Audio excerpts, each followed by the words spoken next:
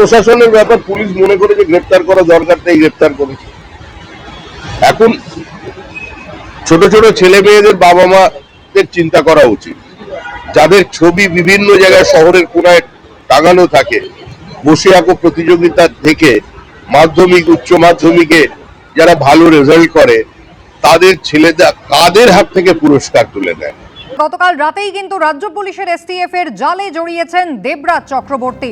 অভিষেক বন্দ্যোপাধ্যায় ঘনিষ্ঠ বিধাননগর পুরসভার প্রাক্তন মেয়র পরিষদ দেবরাজ চক্রবর্তী পুরুলিয়া ঝাড়খণ্ড সীমানা থেকে তাকে গ্রেফতার করা হয়। বাগুইআটি থানায় 12ই মে তার বিরুদ্ধে রুজু হওয়া মামলার প্রেক্ষিতেই গ্রেফতার হয়েছেন দেবরাজ চক্রবর্তী। তার বিরুদ্ধে থানায় 10 জন প্রমোটার অভিযোগ করেছেন। ঝাড়খণ্ড পুরুলিয়ার সীমানায় গ্রেফতারের পর ভোর 5টা নাগাদ তাকে বাগুইআটি থানায় নিয়ে আসা হয়, মেডিকেল টেস্ট হয় এবং তারপরে বাগুইআটি থানায় দীর্ঘক্ষণ জিজ্ঞাসাবাদ করা হয়। তাকে আজই বারাসাত আদালতে তোলা হবে। তোলাবাজি থেকে হুমকি, কালো টাকা সাদা করা, কোম্পানি ফর্ম করা, যে কোম্পানির নাকি আদৌ কোনো অস্তিত্ব নেই, এমন একাধিক অভিযোগ রয়েছে দেবরাজ চক্রবর্তীর বিরুদ্ধে।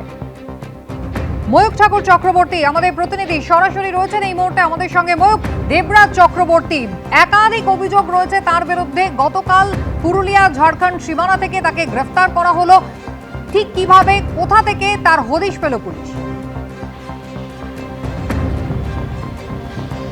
দেখো, যে সূত্র মারফত যে খবর আমরা এখনো পর্যন্ত পাচ্ছি যে পুরুলিয়া ঝাড়খণ্ড সীমান্ত, এটা পুরুলিয়ার ঝালদা থেকে কাছে, জায়গাটার নাম হচ্ছে মুড়ি। এই মুড়ি এলাকাতে দেবরাজ চক্রবর্তীর ঘনিষ্ঠ একজনের একটা আন্ডার কনস্ট্রাকশন রিসর্ট আছে, নির্মীয়মান রিসর্ট, যেটা কোনো কমপ্লিট হয়নি, যেটা কোনো পাবলিকের জন্য খোলেনি। সেই রিসর্টে গত 10 দিন ধরে ঘনিষ্ঠ একজনের সঙ্গে ছিলেন দেবরাজ চক্রবর্তী এবং ওই রিসর্টেও দেবরাজের ইনভেস্টমেন্ট রয়েছে। শুধু ওই মুড়ির ওই রিসর্টে নয়, ঝাড়খণ্ডের আরও বেশ কয়েকটা জায়গায় রিসর্ট বিজনেসে কিন্তু দেবরাজ চক্রবর্তী ইনভেস্ট করেছেন, এমনটাই সূত্র মারফত আমরা খবর পাচ্ছি। দেবরাজ চক্রবর্তী এবং অদিতি মুন্সি যখন মহামান্য কলকাতা হাইকোর্টের কাছে আগাম জামিনের আবেদন করেছিলেন, যখন তাদের আবেদন রিজেক্ট হলো, অর্থাৎ অদিতির আবেদনে আদালত সাড়া দিলেও দেবরাজ চক্রবর্তীর আবেদন যখন রিজেক্ট হয়েছিল, তারপর থেকেই কিন্তু দেবরাজ চক্রবর্তী অ্যাবসকন্ড হয়ে যান, পালিয়ে যান এবং নিজের ফোন তিনি বন্ধ করে রেখেছিলেন। এসটিএফ সূত্রে যে খবর পাওয়া যাচ্ছে যে রাজ্যের বিভিন্ন জায়গায় এই পলায়ন পর্বে গিয়েছেন দেবরাজ চক্রবর্তী। তিনি উত্তরবঙ্গে গেছেন, নর্থ বেঙ্গলে, সেখান থেকে কালিম্পংয়ে গেছেন। কালিম্পংয়ে দেবরাজ চক্রবর্তীর একটা বিলাসবহুল রিসর্ট ছিল, সেখানে গিয়ে ইনিশিয়ালি কয়েকদিন থেকেছেন। তারপর একটা আশঙ্কা হয়েছে যে কালিম্পংয়ে হয়তো তিনি এসটিএফের জালে বা পুলিশের জালে চলে আসতে পারেন। তারপর কালিম্পং থেকে আবার অন্যত্র নর্থ বেঙ্গলের বেশ কয়েকটা জায়গায় গেছেন, ডুয়ার্সে।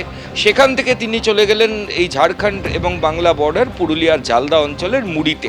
এবং এই মুড়িতে একটা আন্ডার কনস্ট্রাকশন বিল্ডিং, যেটা এখনও তৈরি হয়নি, সেখানে ঘনিষ্ঠ একজনের সঙ্গে দেবরাজ ছিলেন। এখন একটা প্রশ্ন সবার মধ্যে আসতেই পারে যে দেবরাজ চক্রবর্তীর মোবাইল ফোন বন্ধ ছিল, তাহলে ফোনের টাওয়ার লোকেশন পুলিশ আধিকারিকরা পেলেন কি করে? সূত্র মারফত যে খবর পাওয়া যাচ্ছে যে দেবরাজ যে ঘনিষ্ঠের সঙ্গে এক কোম্পানি করছিল গত কয়েকদিন ধরে, এসটিএফের গোয়েন্দারা তাকেই ট্র্যাক করছিলেন এবং সেই ব্যক্তির টাওয়ার লোকেশন এবং অন্যান্য তথ্য প্রমাণ সেগুলো দেখেই দেবরাজের যে লোকেশন সেটা এসটিএফের অফিসিয়ালসরা পুরোপুরি কনফার্ম হন এবং তারপর দেবরাজকে ওখান থেকে পুলিশ আধিকারিকরা অ্যারেস্ট করেন। অ্যারেস্ট করার সময় দেবরাজ চক্রবর্তী কোথায় ছিলেন? তিনি রিসর্টের মধ্যে ছিলেন, ঘরের মধ্যে ছিলেন। পুলিশ আধিকারিকরা রীতিমতো দরজা নক করেন এবং তারপর ঘরের ভেতর থেকে, রিসর্টের ভেতর থেকে, বন্ধুর রিসর্ট থেকে দেবরাজ চক্রবর্তীকে গ্রেফতার করে কলকাতায় নিয়ে আসা হয়।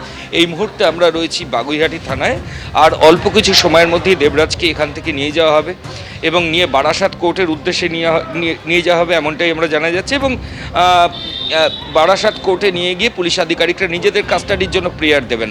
অনেকগুলো টাকার ট্রেলিং আছে যেগুলো এখনও তদন্ত বাকি রয়েছে, যে সেই টাকা কোথা থেকে এলো, কাজেই সেটা জানা অত্যন্ত প্রয়োজন। ঠিক সেই কারণেই এসটিএফের আধিকারিকরা বাগুইআটি থানার বিধাননগর কমিশনারেটের অফিসিয়ালসরা তাকে নিজেদের হেফাজতে নেওয়ার জন্য কোর্টে গিয়ে আবেদন জানাবেন।